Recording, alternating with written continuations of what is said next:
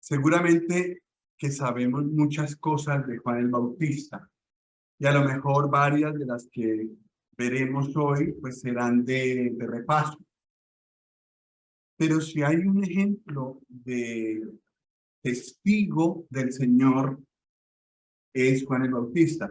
Y si nosotros queremos ser testigos del Señor, nos podemos aprender mucho de Juan el Bautista.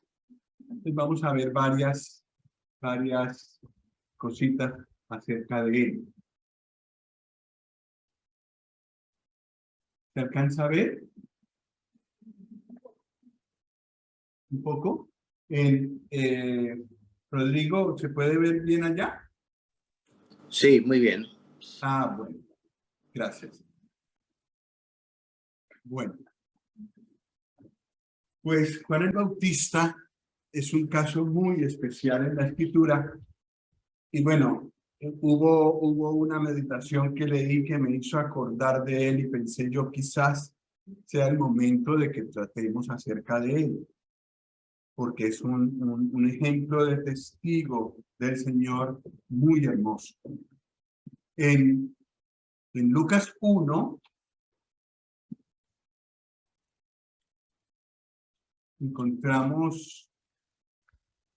encontramos como la semilla de su vida.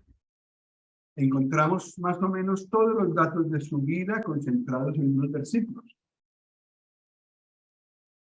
Y dice en Lucas 1, versículo 13, pero el ángel le dijo al papá, a Zacarías, Zacarías, no temas, porque tu oración ha sido oída, y tu mujer Elizabeth te dará a luz un hijo, y llamarás su nombre Juan. Y tendrás gozo y alegría, y muchos se regocijarán de su nacimiento, porque será grande delante de Dios. No beberá vino ni sidra, y será lleno del Espíritu Santo aún desde el vientre de su madre. Y hará que muchos de los hijos de Israel se conviertan al Señor, Dios de ellos. E irá delante de él con el espíritu y el poder de Elías para hacer volver los corazones de los padres a los hijos y de los rebeldes a la prudencia de los justos, para preparar al Señor un pueblo bien dispuesto. Dijo Zacarías al ángel, ¿en qué conoceré esto? Porque yo soy viejo y mi mujer es de edad avanzada. Pues hasta ahí ya tenemos muchos datos de la vida de él. Lo primero es que los padres en forma natural no hubieran podido darlo a luz. Fue un milagro completo, porque la esposa de Zacarías ya era de avanzada edad, ya no podía tener hijos. Sin embargo, el Señor tenía un propósito en ese momento con Juan el Bautista, y entonces usó a esta pareja mayor, piadosa, pero mayor, ya eran ancianos, para enviar a este mensajero a este mundo. Fue todo un milagro, porque ella no podía quedar en embarazo. Sin embargo, habían estado orando por un hijo, y el Señor usó esa oración del versículo 13 para enviar a este mundo a Juan el Bautista.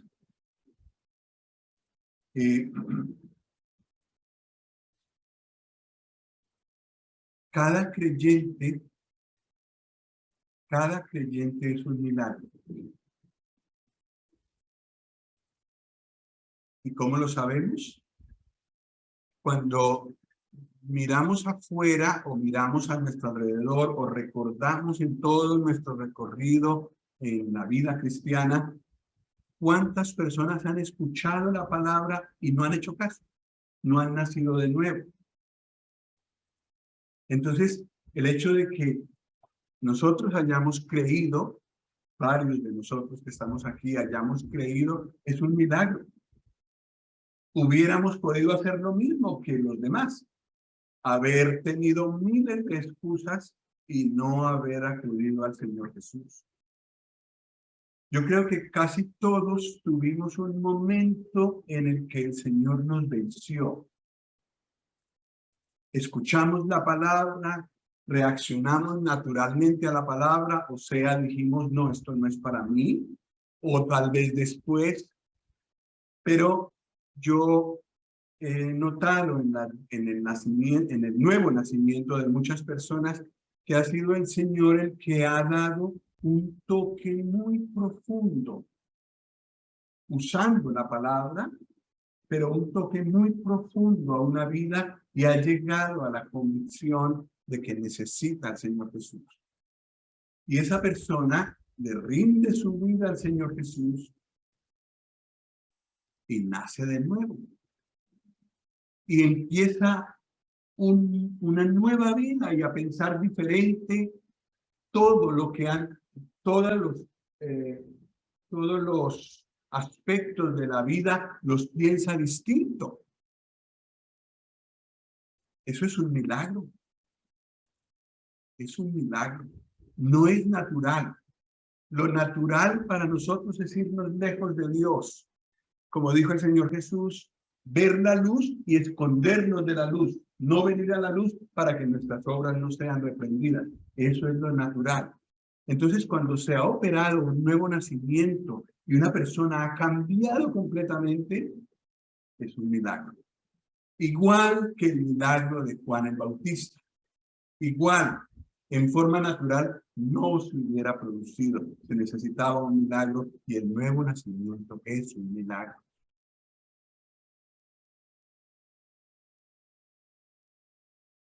Cuando el Señor le dijo a Zacarías que iba a mandar a Juan, también le dijo para qué lo mandaba. Eso me parece muy hermoso. Y hay dos cosas para las que el Señor mandaba a Juan, versículos 16 y 17.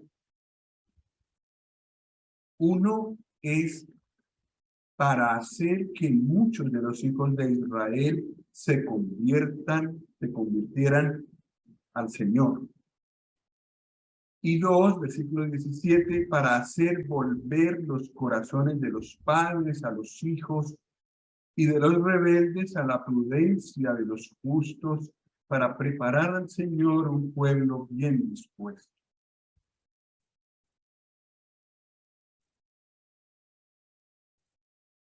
¿Por qué el Señor tocó como tocó mi corazón?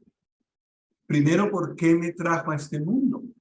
Porque también hay muchos niños que no llegan a nacer. ¿Por qué sí nací? En primer lugar. Y segundo, ¿por qué el Señor tocó mi corazón por su palabra y yo le rendí mi vida a Él? Hay un propósito. No es el mismo de Juan el Bautista, aunque sí nos da una idea de para qué el Señor nos quiere en este mundo. Nosotros, como Juan el Bautista, también podemos traer a otros al Señor. No podemos convertirlos, pero sí podemos hablarles, podemos orar por ellos, podemos llevarles la palabra, podemos interesarnos en la salvación de esas personas. Y quizás en el cielo encontremos a alguien que el Señor nos tenga que decir, ¿ves a aquel que está allí? ¿Ves a aquella que está allí? Una de las personas que le habló para que pudiera llegar aquí fuiste tú. Es gracia del Señor, es una bondad que no merecemos, pero es la verdad. El Señor puede usarnos para la conversión de una persona, que ya hemos dicho, la conversión de una persona es un verdadero milagro, que no se consigue de forma natural, por más planes que hagamos y por más inteligencia que tengamos. Y la segunda cosa muy hermosa que el Señor quería que Juan hiciera es hacer volver los corazones de los padres a los hijos y los corazones de los rebeldes a la prudencia de los justos, para preparar al Señor un pueblo bien dispuesto. Bueno, hay como tres cosas aquí en realidad. Pero el Señor, a causa de lo que hace en el corazón de un creyente, puede hacer que con su consejo, un padre o un hijo que está enemistado con su padre o que hay enemistad en su familia, razone y vuelva y las relaciones familiares sean restauradas. Eso hizo Juan el Bautista y eso podemos hacer nosotros también. No porque seamos tan fieles como él o tan inteligentes o tan consagrados, porque fue muy consagrado, sino por la gracia del Señor que nos puede usar para arreglar cosas, para ser de bendición en este mundo y que van por donde vayamos, como que dejamos una huella de bendición, de reconciliación, como que invitamos con nuestra actitud a venir al Señor y que haya paz en familias, en corazones, en congregaciones, en fin, por todas partes por donde el Señor nos permita ir. El Señor también nos puede usar para que rebeldes busquen al Señor. Y el Señor también nos puede usar para ayudar, colaborar con todas mis fuerzas para que cuando el Señor venga encuentre un pueblo preparado y bien dispuesto.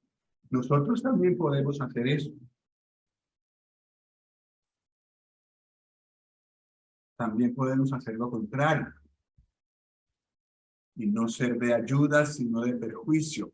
Pero no es esa la voluntad del Señor, ni para eso, para lo que nos trajo a este mundo, ni para lo que tocó nuestro corazón para convertirnos, sino que nos ha tocado para hacer bendición por todas partes donde vayamos. Trabajo, sociedad, estudio, por todas partes donde vayamos. Vecindario, congregación, por todas partes, el Señor quiere que yo sea de bendición y Él me equipa para eso, como pasó con Juan el Bautista. Lo que también es muy bonito de la vida de Juan el Bautista es que el Señor le puso el nombre. Versículo 13. Al final dice, y llamarás su nombre Juan. ¿Y qué significa Juan? Jehová da gracia. Ese es un nombre muy bonito para la época en la que vino Juan, porque estaban todavía bajo la ley. El último profeta fue Juan, entonces estaban todavía bajo la ley. Y sin embargo, el Señor, con el solo nombre de Juan, ya está proclamando que la gracia de Dios viene. Se verá en plenitud en el Señor Jesús. La gracia y la verdad vinieron por medio de Jesucristo, pero ya Juan lo está diciendo con su propio nombre. Cuando el niño ya nació, ya iba a nacer, no, ya había nacido, le querían poner con el nombre del papá, Zacarías, como era la costumbre. Pero entonces Zacarías mismo se opuso y dijo, no, su nombre es Juan. ¿Por qué? Porque es lo que Dios había dicho y era el mensaje que se necesitaba en ese momento. Dios da gracia. Juan significa Jehová da gracia. Y eso es muy bonito de ese pensamiento es muy bonito. Dios da gracia. Entonces, cuando escuchemos que alguien se llama Juan, cuando escuchemos el nombre Juan, recordemos que Dios da gracia. Bueno, vamos a dejar Lucas y vamos a ir a Juan, que es donde vemos a Juan el Bautista mostrar cómo era como testigo del Señor Jesús. El Evangelio de Juan, capítulo 1, versículos 6 y 7.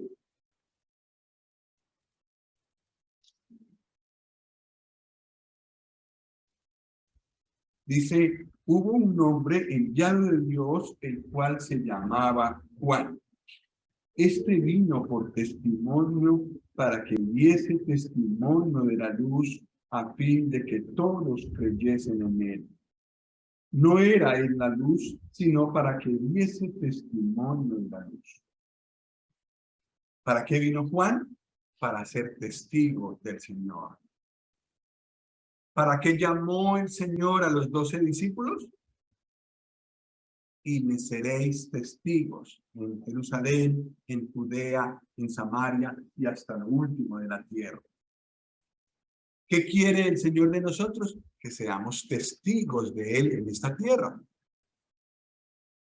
Pues Juan fue un testigo del Señor como lo tenemos que ser nosotros. Versículo 15 de Juan 1.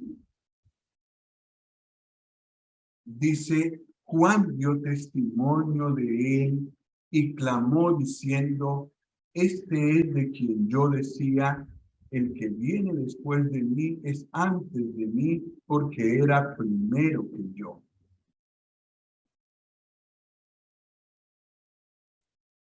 ¿De qué hablaba Juan? Del Señor Jesús. Se hizo notable, se hizo famoso, pero él no cambiaba de tema. Hablaba del Señor Jesús y de una manera, versículos 25 al 27, vamos a adelantarnos un poco, y le preguntaron y le dijeron, ¿por qué pues bautizas si tú no eres el Cristo, ni Elías, ni el profeta? Juan les respondió diciendo, yo bautizo con agua, mas en medio de vosotros está uno a quien vosotros no conocéis. Este es el que viene después de mí, el que es antes de mí, del cual yo no soy digno de desatar la correa del calzado.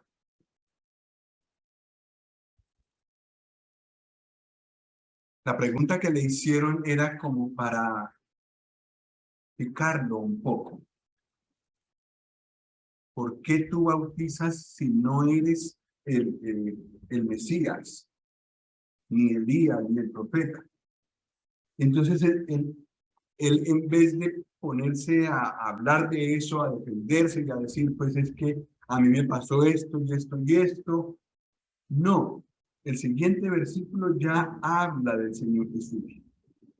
En medio de vosotros está uno a quien vosotros no conocéis. Este es el que viene después de mí, el que es antes de mí. Y luego dice, del cual yo no soy digno de desatar la correa del calzado. Qué manera tan hermosa de hablar del Señor Jesús. Lo exalta, lo pone muy en alto y dice, yo no soy digno ni siquiera de arrastrarme por el suelo para irle a desatar la correa de sus sandalias. Lo que a él le importaba era que el Señor Jesús fuera exaltado, que él tuviera como el pedestal, estuviera como en un pedestal. No importa si Juan mismo quedaba en el suelo por allá, como arrastrándose, lo importante es que el Señor Jesús fuera exaltado, no solo nombrado, no solo presentado, sino exaltado. Con estas palabras, todos los que oían podían ver quién era el Señor Jesús para él. Y seguramente que muchos otros siguieron sus pasos, hablando de esta forma con reverencia del Señor Jesús. En el versículo 15, lo leímos, ¿no? No lo hemos leído. Juan dio testimonio de él, Juan 1:15, y clamó diciendo, este es de quien yo decía, el que viene después de mí es antes de mí, porque era primero que yo.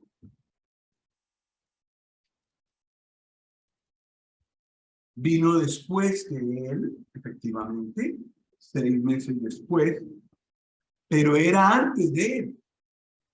Es más, era primero que él. En otras palabras, Juan está diciendo que el Señor Jesús es anterior a él, que es su creador, que es el que lo hizo. El Señor Jesús hizo a Juan el Bautista, y aquí él está hablando de eso. Está presentándolo como Dios, como el que era antes que él. Cuando le insistían, hablando que él dijera quién era él mismo, versículo 20, dice, confesó y no negó, sino confesó, yo no soy el Cristo. Y le preguntaron, ¿qué pues eres tú? Perdón, ¿qué pues? ¿Eres tú Elías? Dijo, no soy. ¿Eres tú el profeta? Y respondió, no. Le dijeron, pues, ¿quién eres? Para que demos respuesta a los que nos enviaron. ¿Qué dices de ti mismo? Dijo, yo soy la voz de uno que clama en el desierto. Enderezad el camino del Señor, como dijo el profeta Isaías. Lo pusieron en un aprieto porque él de todo quería hablar menos de sí mismo. Él quería hablar del Señor Jesús. Pero bueno, como le insistieron tanto y le dijeron, además, si tú nos dices quién eres, no solamente lo sabemos nosotros, sino que hay gente que nos envió a preguntarnos, ¿quién eres? Entonces, después de insistirle, él dijo, yo soy la voz, una voz que clama en el desierto. Yo soy la voz de uno que clama en el desierto. ¿Qué dice? ¿Cuál era el mensaje? Enderezad el camino del Señor. ¿De dónde sacó él esa citación? Del profeta Isaías. Efectivamente, en el capítulo 40 está. ¿Qué dijo él de sí mismo? El más grande profeta soy yo. El último y además el más grande de los profetas.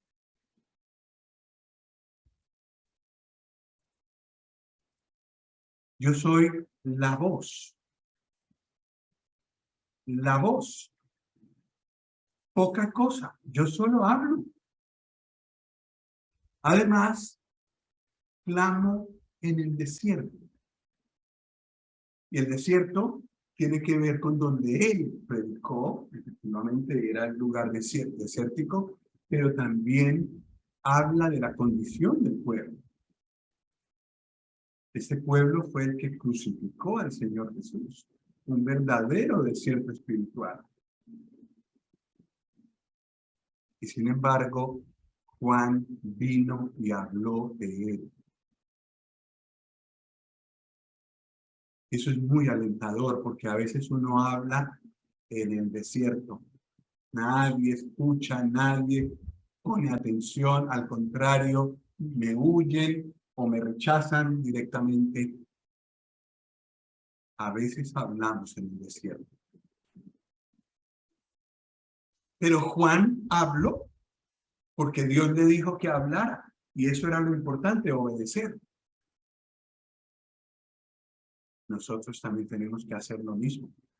Aunque no haya fruto, nada más por obediencia al Señor tenemos que hacerlo y dar testimonio de Él. Eso sí, tomemos ejemplo de Juan el Bautista de no enredarnos con nosotros mismos o respondiendo a las provocaciones que nos hacen los que nos preguntan, porque el creyente se nota y tarde que temprano le preguntan. No nos enredemos con nosotros mismos, tanto mostremos al Señor Jesús tan pronto como podamos. En Él, es Él el que puede dar salvación, el que es la solución para todo ser humano.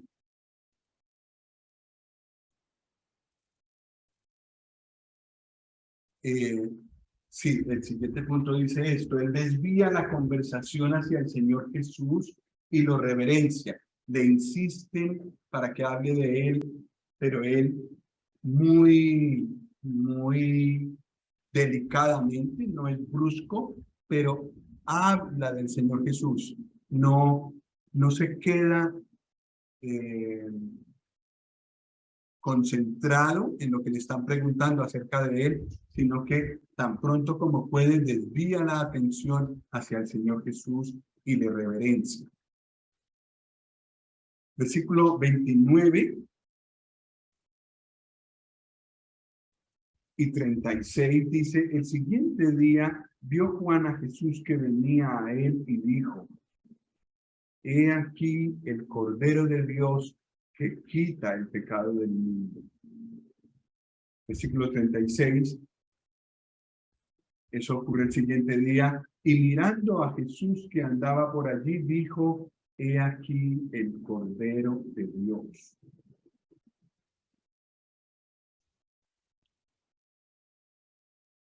Esa es una de las cosas más importantes que predicaba Juan el Bautista. Porque todas las personas necesitaban un sacrificio para poderse acercar a Dios. Los judíos lo sabían. Por eso esta predicación les viene muy bien y empieza ya con lo que vino a hacer, hablar del Señor Jesús como la solución para el problema del pecado. El Cordero de Dios que quita el pecado del mundo. Y como hemos visto en otras ocasiones, esta palabra quita no está en el Antiguo Testamento. En el Antiguo Testamento está la palabra cubrir para el pecado, pero no quitar del todo, que desaparezca. Y aquí el Señor guía a Juan el Bautista a decir: he aquí el Cordero de Dios que quita el pecado del mundo. Y eso también nosotros lo podemos decir. Si alguien quiere, se acerca a nosotros y nos pregunta: ¿cómo puedo yo, cómo pueden ser quitados mis pecados? He aquí el Cordero de Dios que quita el pecado del mundo. Y Hebreos nos lo ratificará, nos lo confirmará. La sangre de los animales no pueden quitar los pecados, pero el Señor Jesús, el sacrificio de Él en la cruz, sí los quita del todo, los hace desaparecer de delante de la presencia de Dios. En el versículo 30 de Juan 1, dice Juan el Bautista: este es aquel de quien yo dije: después de mí viene un varón, el cual es antes de mí, porque era primero que yo. Y yo no le conocía, mas para que fuese manifestado a Israel, por esto vine yo bautizando con agua. También dio Juan testimonio diciendo: vi al Espíritu que descendía del cielo como paloma y permaneció sobre él. Y yo no le conocía, pero el que me envió a bautizar con agua, aquel me dijo: sobre quien veas descender el Espíritu y que permanece sobre él, ese es el que bautiza con el Espíritu Santo. Y yo le vi y he dado testimonio de que este es el Hijo de Dios. ¿Quién le dijo a Juan el Bautista cómo identificar al Hijo de Dios? El que lo envió. ¿Y quién lo envió? Lo hemos leído en el versículo 6. Hubo un hombre enviado de Dios, el cual se llamaba Juan. El que le dijo todos estos detalles del Señor Jesús, y que aquel sobre quien viera Juan descender el Espíritu de Dios en forma de paloma y permaneciera sobre él, ese era el Hijo de Dios. Dios le dijo esos detalles. Y eso es muy especial. No es tan común. Pero ¿qué nos muestra eso? Su comunión con Dios. Entre más cerca estemos del Señor, tantos más secretos nos da Él, nos dice Él. No son cosas nuevas, no son voces. A veces puede usarlo, pero normalmente Él habla por su palabra, nos va abriendo, nos va haciendo entender su palabra y vamos conociéndolo mejor. Y entonces sabemos más cosas de Él. Y entonces cuando Él actúa, otros quizás no se dan por enterados, pero yo que conozco al Señor porque he andado en la comunión con Él, descubro que el Señor es el que ha hecho esto u otra cosa. Juan tenía una buena comunión con el Señor y ese es un ejemplo muy importante para los que queremos ser testigos del Señor. Presenta al Señor Jesús como el que bautiza con el Espíritu Santo y como el Hijo de Dios.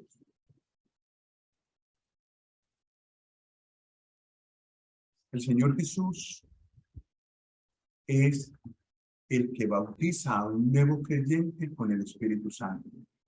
Cuando la persona se rinde al Señor, el Espíritu Santo viene a él y le sella. Es el sello pues como mostrando la herencia que tiene en el Señor Jesús. Pero ¿quién es el que hace descender el Espíritu Santo sobre el nuevo creyente?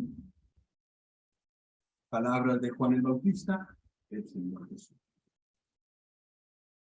Pero además es el Hijo de Dios. Un título que ya el apóstol Juan nos había dicho en los primeros versículos, pero que ahora es manifestado delante de todo el mundo. ¿Y quién lo hace? ¿Quién lo manifiesta así? Juan el Bautista. El Evangelio de Juan aún no había sido escrito. Entonces, Juan el Bautista es el que presenta al Señor Jesús como el Hijo de Dios. Bueno, en los versículos 35 a 37 vemos a discípulos de Juan. El siguiente día, otra vez estaba Juan y 2 de sus discípulos. Y mirando a Jesús que andaba por allí, dijo: He aquí el Cordero de Dios. Le oyeron hablar los 2 discípulos y siguieron a Jesús. Y volviéndose Jesús, y viendo que le seguían, les dijo: ¿Qué buscáis? Ellos le dijeron: Rabí, que traducido es maestro, ¿dónde moras? Versículo 40. Andrés, hermano de Simón Pedro, era uno de los 2 que habían oído a Juan y habían seguido a Jesús. Este halló primero a su hermano Simón y le dijo: Hemos hallado al Mesías, que traducido es el Cristo. Y le trajo a Jesús, etc. Pero bueno, vamos a concentrarnos, aquí hay muchos detalles, pero vamos a concentrarnos en Juan el Bautista. ¿Qué pasó con Juan el Bautista en estos versículos últimos que he leído? Resulta que había personas que le seguían fielmente a Juan el Bautista. Uno era Andrés. Había otro, y había otros seguramente. Pero entonces, estando Juan con 2 de sus discípulos, mira al Señor Jesús y lo presenta como el Cordero de Dios. Los discípulos de Juan siguieron al Señor Jesús. ¿Y Juan qué? ¿Quedó solo? Él estaba fascinado, lo sabemos por el capítulo 3, de poder llevar personas al Señor Jesús y desaparecer él. Los discípulos que le habían seguido, que él había hecho, digamos, el objetivo de Juan no era que se quedaran mirándolo a él. El objetivo de Juan era que miraran al Señor Jesús. Y ya con él, ya el discípulo que quería seguir al Señor, pues ya entonces quedaba de cuenta del Señor. Y efectivamente vemos a Andrés ya sirviéndole al Señor, siendo testigo de él y diciéndole a su hermano Simón, que llegó a ser el apóstol Pedro, hemos hallado al Mesías. ¿Qué pasó con Juan? Ninguna incomodidad para él. El objetivo de su vida había sido logrado. Que hubiera personas que siguieran al Señor, que se arrepintieran y le rindieran su vida al Señor. Y luego ya quedaban en las manos del Señor y ya el Señor tuvo su tratamiento con Andrés. Y ya Andrés ganó un discípulo, el apóstol Pedro, y ya Juan desapareció. Yo creo que esa es una lección muy importante que a mí me ha conmovido mucho, porque a mí me cuesta trabajo eso. Que si el Señor me usa para ayudar a otra persona a ir a sus pies, o si el Señor me ayuda para llevar a un creyente más cerca de Él, yo pueda decir, ya cumplí. No hay reconocimiento para mí, todo el mundo se olvidó de mí. Exactamente así debe ser. Y no lamentarme porque la otra persona se enamoró del Señor Jesús y sigue con Él y se olvidó que yo le ayudé a llegar allí. Nada de eso. Yo tengo que ser un siervo que pueda llegar a ser prescindible. Es decir, que la persona a la que he ayudado pueda seguir sin mí. El que no es imprescindible es el Señor. Si esa persona no sigue al Señor, mal, la cosa va muy mal. Pero si no me sigue a mí, si lo sigue al Señor, exactamente ese es el objetivo que el Señor tiene con mi vida. Y eso es lo que aprendemos de forma práctica con el apóstol Juan. Perdón, con Juan el Bautista. Con el apóstol Juan también pasó seguramente, pero no estamos hablando de él. El ejemplo aquí es Juan el Bautista. ¿Ya lo hemos leído? Vamos a mirar en Juan 3, ahora sí. Juan capítulo 3, versículos 26 al 30. Y notaremos el mismo espíritu del que ya hemos hablado. Juan 3, 26 al 30. Y vinieron a Juan y le dijeron, Rabí, mira que el que estaba contigo al otro lado del Jordán, de quien tú diste testimonio, bautiza, y todos vienen a él. Respondió Juan y dijo, no puede el hombre recibir nada si no le fuere dado del cielo. Vosotros mismos me sois testigos de que dije, yo no soy el Cristo, sino que soy enviado delante de él. El que tiene la esposa es el esposo, mas el amigo del esposo que está a su lado y le oye, se goza grandemente de la voz del esposo. Así pues, mi gozo está cumplido. Es necesario que él crezca, pero que yo mengue.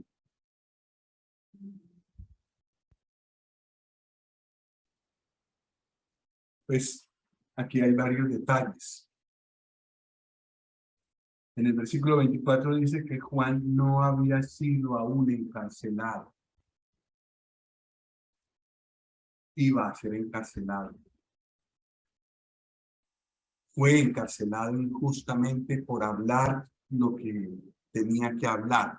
Esa historia la conocemos. Y no solo fue encarcelado, sino que fue muerto, decapitado, por el capricho de una mujer mala, que quería salirse con la suya, mover cielo y tierra para hacer lo que ella quería. Y el que podía impedírselo, que era el Señor, no se lo impidió. Y encontramos en la muerte de Juan el Bautista una de las mayores injusticias que se han cometido. Pues lo que movía a Juan el Bautista era el deseo de hacer la voluntad de Dios. Y eso hizo hasta el final. Lo vemos desanimado al final, pero el Señor se encargó de alentarlo de una manera que no le quedó ninguna duda, de tal manera que aunque él siguió en la cárcel, aunque después vinieron para degollarlo, para quitarle la cabeza, él siguió fiel al Señor.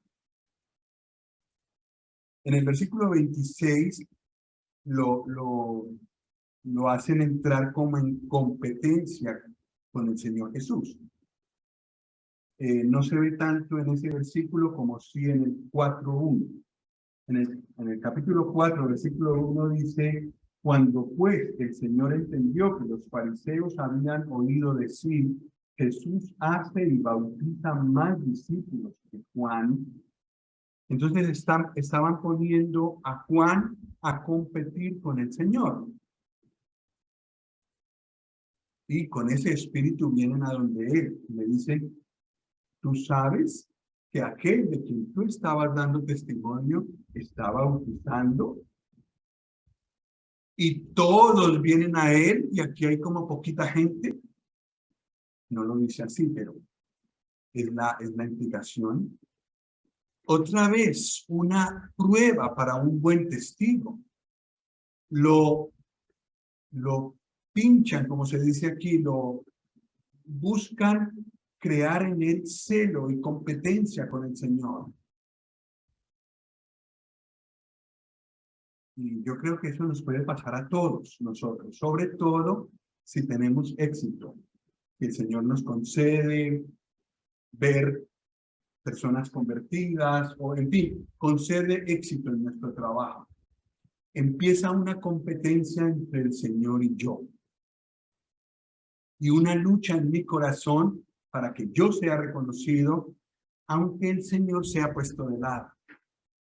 Juan triunfó sobre esto y la manera como él reacciona es diciendo: mirad, versículo 27, nadie puede recibir nada si no le fuere dado del cielo.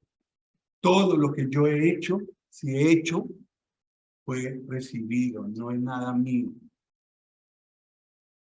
Yo creo que quedaron desinflados los que venían a tentar.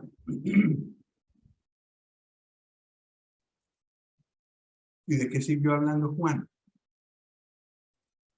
No defendiéndose a sí mismo, directamente habla del Señor. Versículo 29, el que tiene la esposa es el esposo.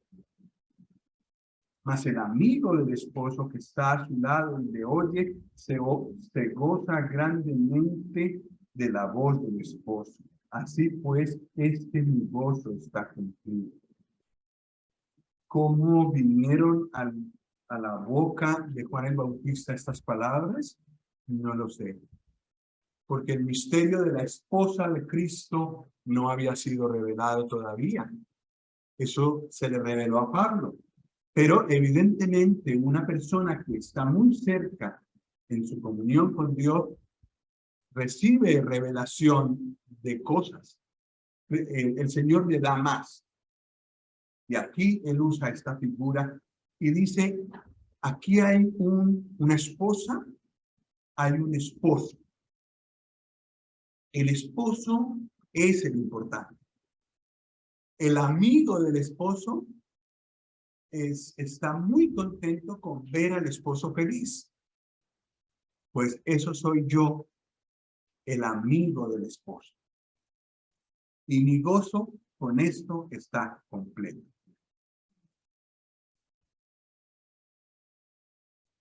Entonces, vinieron para despertarle envidia, celos, y regresan escuchando que está supremamente contento con el papel que le tocó.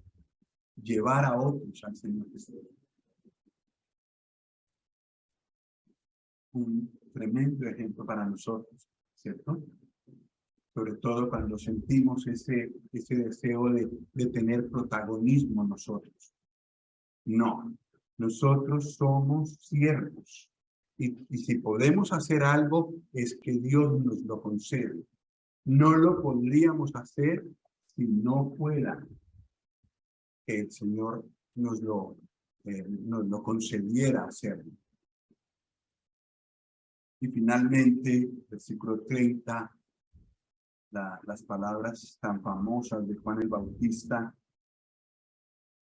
es necesario que Él crezca, pero que yo mismo.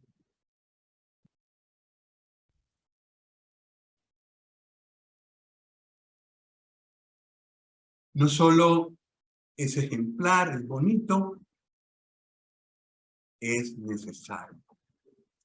En el capítulo 4, versículo 4, hay otra cosa que al Señor le era necesaria. Hay otra cosa necesaria.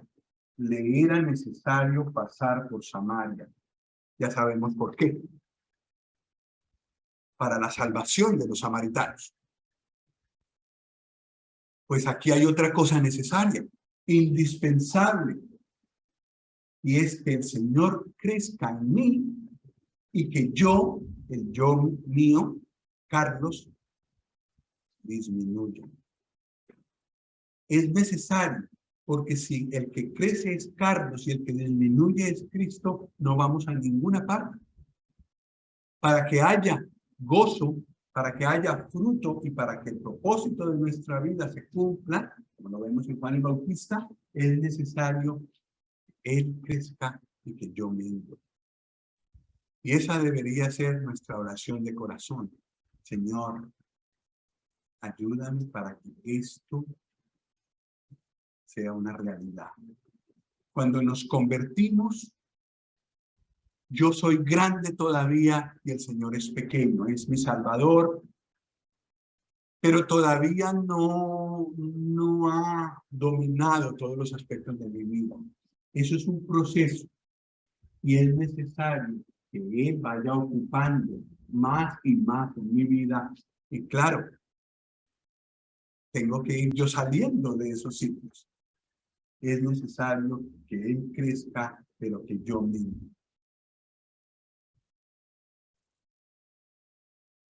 Pues vamos a finalizar con este versículo de Juan 5:35.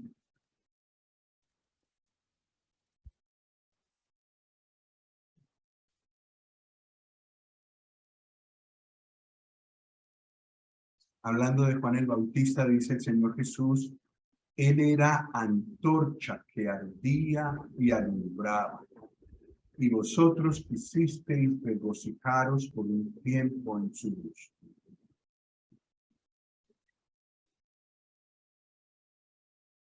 Él era una fuente de luz. Juan el Bautista era una fuente de luz. Pero entonces, para hablar de él, usa dos verbos. Él era antorcha que ¿qué? Que ardía y que alumbraba. Las dos cosas son distintas, aunque están relacionadas. Arder es una cosa, digamos así, de dentro. Y alumbrar es algo hacia afuera. Y yo creo que vemos en estas palabras un equilibrio muy hermoso de lo que debe ser la vida de un creyente, de un testigo fiel del Señor. Tiene que arder el Señor en su corazón. Tiene que haber una comunión real del Señor y arder como ardía el corazón de los discípulos que iban a Emaús. Arder el corazón. Y si eso es así, entonces muy naturalmente alumbramos. Somos luz para otros. Ya hemos visto que Juan era una antorcha que ardía porque tenía una buena comunión con Dios y pudo escuchar en su presencia una cantidad de cosas especiales. Eso es también lo que nos puede pasar a nosotros. Entre más investigamos la Escritura, más nos metemos con el Señor, tanto más descubrimos. Y nuestro corazón arde. Y entonces el segundo paso es que alumbraremos. Eso hizo Juan el Bautista. Y es lo que el Señor quiere que nosotros hagamos. Pues que el Señor nos ayude en este propósito. Hermano Rodrigo, si nos puedes dirigir en una oración. Esperamos escucharte. Los ventiladores están sonando también. Padre Santo, muchas gracias te damos por tu palabra en esta mañana. Gracias porque ella siempre trae algo nuevo para nuestras vidas. Gracias por Juan el Bautista, que es un buen ejemplo para cada creyente. Y por sobre todo, estas últimas palabras que tú decías de él. Es una antorcha que arde. Padre, necesitamos esto en nuestras vidas. Necesitamos que tu espíritu avive ese deseo ardiente en nuestros corazones para que podamos ser testigos al mundo. Padre, ayúdanos en esta semana. Bendícenos en esta semana a poner en práctica lo aprendido. Y nos encomendamos a tu gracia, que tú nos guardes, que tú nos cuides. Tú conoces a cada uno de los que estamos aquí reunidos en esta mañana. Tú conoces nuestras necesidades, conoces nuestras preocupaciones, conoces toda nuestra vida enteramente. Ayúdanos según cada necesidad. Pero por sobre todo, ayúdanos a mirarte a ti, a que tú seas el primero. Y esto lo oramos, Padre, en el glorioso nombre de tu amado Hijo, el Señor Jesús. Amén.